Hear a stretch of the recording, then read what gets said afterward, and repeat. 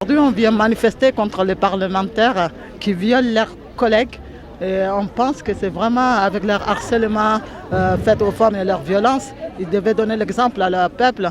5 ans après l'affaire DSK, nous appelons donc à ce rassemblement devant l'Assemblée nationale pour l'inscription au code pénal de l'inéligibilité des hommes politiques reconnus coupables de violences sexuelles et ou de violences conjugales. C'est un sujet qui doit nous mobiliser, c'est un sujet important, c'est un sujet grave.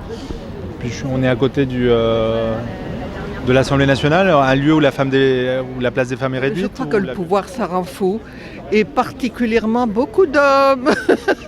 Moi, je veux qu'ils démissionnent et qu'on fait une loi pour interdire toute personne qui fait un harcèlement, surtout des parlementaires, qui démissionnent de leur poste. Ils sont tellement intouchables, ils sont tellement au-dessus des lois, ils sont tellement protégés. Mais oui, c'est ça. Je pense que c'est surtout qu'on prend le pli, on a une addiction au pouvoir et aux conséquences du pouvoir et à cette addiction. Le corps des femmes n'est pas une marchandise, ni à vendre, ni à prendre. Des personnalités qui prétendaient avoir voté la loi contre le harcèlement sexuel et qui s'en vantaient sur Twitter sont des harceleurs. Malheureusement, aujourd'hui en France, c'est encore difficile de dire et entre guillemets affaiblissant de dire qu'on a été victime de violences sexuelles. Non, et on doit les dénoncer et je pense que les femmes, elles doivent avoir le courage pour porter plainte. Et tant que la honte change de camp et que je suis très fière des femmes qui ont osé parler. Elle témoigne à la fois contre l'omerta dans les partis politiques, elle témoigne contre l'omerta dans toutes les organisations. Et j'espère que le fait d'avoir été plusieurs, et là je remercie aussi Sandrine, Hélène et Annie qui l'ont fait en même temps que moi parce que c'est surtout elles qu'il faut remercier. À l'intérieur d'un parti de l'avoir fait, c'est extrêmement courageux de leur part. Je pense qu'il faut prendre la parole, je pense qu'il faut soutenir celles qui le font. Et je pense que les manifestations publiques, les démonstrations de force, le fait d'expliquer que quand on a été victime de harcèlement ou de violence, on doit être accompagné, que c'est pas une question, c'est pas une histoire de bonne femme. C'est un sujet d'égalité, de dignité et qu'on doit faire en sorte en effet d'éradiquer ce type de comportement. Déjà on milite contre le cumul des mandats et on empêche les gens d'être élus trop longtemps. Parce que ça évite de s'enraciner dans le pouvoir justement et dans cette impunité. Donc en premier, on lutte contre le cumul des mandats dans le temps. Et ensuite, on verra qu'il y aura des conséquences directes sur cette façon de se comporter de la part de ces hommes qui se croient tout permis. Il y avait des soupçons, il y avait des mots qui se passaient entre militants, mais ils ne savaient pas exactement. Je reste persuadée que certains militants de LV, s'ils avaient su, auraient dénoncé. Je ne sais pas ce qu'ils savaient. En tout cas, moi, ce que j'ai lu lundi matin dans la presse m'a mis un peu la boule au ventre et j'ai découvert, non pas de ce qui relève de la drague lourde, mais un agresseur. L'affaire Bopin n'est pas isolée.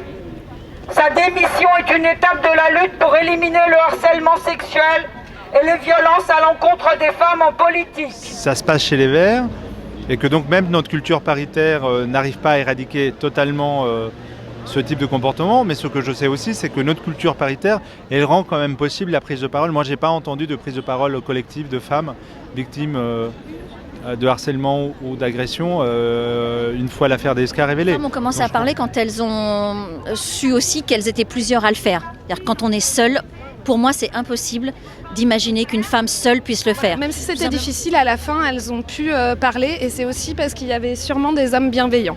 Sortir du silence demande du courage, de la solidarité et le soutien de la justice. Donc je constate quand même que parmi les écolos, même si on a peut-être fait acte de complaisance collectivement et qu'on a à s'interroger là-dessus, cette prise de parole collective est possible. S'il y a quelque chose que j'ai un petit peu de mal à supporter là maintenant, c'est certainement la réflexion de pourquoi vous ne l'avez pas fait avant.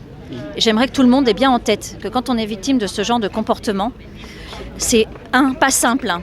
Ça fait mal, on culpabilise, il n'y a jamais en plus de bons moments. Qu'on le fait quand on se sent soutenu, quand on sent qu'il y a de la solidarité autour de soi, quand on sent qu'on est capable de le faire. Et donc on n'a pas le droit de juger les femmes qui le font à un moment donné. Et ça fait partie des phrases qui sont très difficiles à supporter. Les victimes sont marginalisées. traités de folles ou de personnes trop sensibles, qui n'ont pas le cuir assez dur pour supporter des faits pourtant graves. Dans un monde où on doit se serrer les coudes entre camarades de parti pour ne pas ternir son image, et où les femmes sont priées de passer sous silence les violences patriarcales, en atténuant ou en relativisant les torts des coupables. C'est les hommes qui sont encore dans cet esprit de domination par rapport aux femmes. On est venu pour féliciter ces messieurs. Vous savez, la barbe, nous sommes, nous portons des attributs masculins et nous sommes ravis que les hommes restent dans leur entre-soi. Nous sommes très contents parce que nous étions déjà il y a quelques années sur cette place même pour féliciter monsieur Jacques Lang qui avait dit viol de femme, il n'y a pas mort d'homme. On avait aussi félicité Jean-François Kahn et le troussage de domestiques. Nous, on est ravis parce que ça continue, c'est formidable. En 2002, Jean-Michel Baillet, ministre de l'Aménagement du Territoire, obtenait avec transaction financière le retrait d'une plainte déposée par son ancienne collaboratrice parlementaire pour coups et blessures. En avril 2016, nous découvrons que Michel Sapin, ministre du Budget, avait du mal à retenir sa main quand il s'est retrouvé en présence d'une journaliste portant un pantalon taille basse. Sans oublier les nombreuses affaires DSK, Tristan Bannon, New York, Carlton. Papa, Sapin, DSK, y en a marre des cassos du patriarcat. Papa, Sapin, DSK, y en a marre des cassos du patriarcat. On ait enfin le droit de révoquer les élus. Le droit de révoquer les élus parce que je ne souhaite pas, et nous ne souhaitons pas ici, être représentés par des harceleurs, être représentés par ceux qui pratiquent la violence sexuelle. Le temps de la misère des femmes, notre temps est arrivé. Connaissons notre force, les femmes, découvrons-nous des milliers. Levons-nous, femmes esclaves, et jouissons sans entrave. Debout, debout, debout. Bien évidemment, c'est beaucoup plus large. C'est le milieu politique, c'est le milieu journalistique, c'est le milieu professionnel, c'est le milieu associatif et militant. C'est le patriarcat. C'est le patriarcat, oui, c'est exact. C'est surtout une banalisation de certains actes. On est ici pour féliciter les hommes qui, par certaines pratiques assez traditionnelles, en fait, arrivent à maintenir l'ordre traditionnel, l'ordre patriarcal. Donc nous les félicitons. Quand une femme dit non, c'est non. Quand une femme dit non. Quand une femme dit non, c'est non. Nous femmes esclaves et brisons nos entraves. Debout, debout, debout. Merci beaucoup.